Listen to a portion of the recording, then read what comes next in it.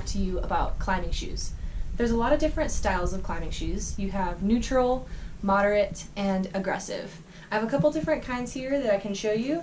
This is the climbing shoe that I normally wear. It's pretty moderate or neutral.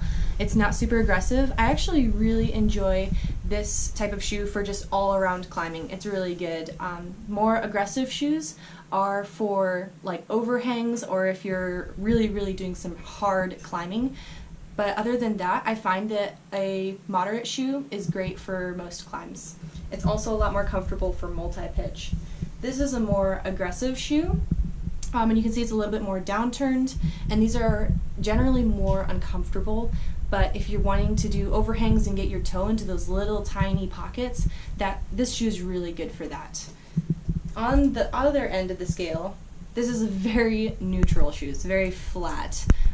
It's a slip-on, so these are actually really comfortable. That's the upside, is if you're doing a long day of multi-pitch, really comfortable shoe is really good. Slabs are also really good for these more neutral shoes because the more friction you can get on the toe, the better. So more neutral shoes are good for slab as well. Another thing that I'm thinking about when I'm getting a shoe is how do they lace up or how do they tie up. We have like this one, you lace up. That one's nice because you can make it tight in whatever area you need it to be. If you want it to be tighter at the toe and more loose at the top, or just make it really tight all around so you can climb really well, you can do that really easily with lace up. Slip-ons aren't as easy to make it like tight in certain areas, but then again they're really comfortable, so it kind of depends on what you want with that one. I've heard that Velcro is really nice. I've never used Velcro, but I've heard that it's nice, it's really fast, and you can just throw it on really quickly, so especially if you're bouldering or if you're just doing some sport climbing, Velcro might be really nice.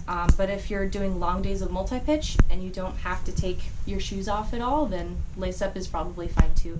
So it's more a personal preference, I think, with that. The next thing I want to talk about is the fit of the shoe. When you're going into the store and you're buying your first pair of shoes, a lot of times people will buy a shoe size too big because it feels comfortable when they put it on. Actually, when you're first buying a shoe, you want it to fit pretty tight. There are different types of shoes. Some are made of leather and some are synthetic. The leather ones, I buy them anywhere from a size to, you could even go to a size and a half if you want to go really crazy. I usually just do like a size smaller than my actual shoe size. So if I'm size 9, I'm going to buy a shoe size 8, especially if they're leather, because that leather is going to stretch over time. So this is the shoe that I wear, and when I first bought it, I went to the climbing gym and I climbed in them for an hour and my feet hurt so bad. And I took them back because I was like, oh, I definitely need the next size up.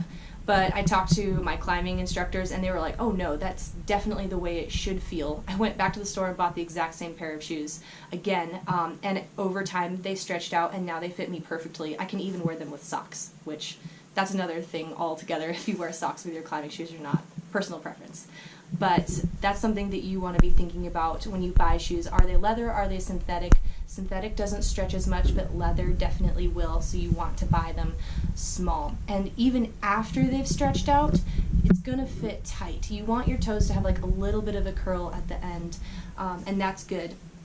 But you also want to make sure it's not so tight that you can't wear them all day. Like, for what I do multi-pitch. I'm going to be wearing these shoes for 8+ hours. And if my feet are like killing me at the end of the day, that's going to actually inhibit my climbing ability. So I want to make sure it's comfortable enough that I can wear it for quite a few hours on end. Another thing that I would suggest is buying the shoes from the store. You get to go in and you can try the shoe on and see how it fits and see how it feels, whereas if you're buying a shoe online, you just can't try it on. You don't know how it's going to fit. So you can buy shoes online. I would just suggest that you can send it back, make sure you can send it back and get a full refund.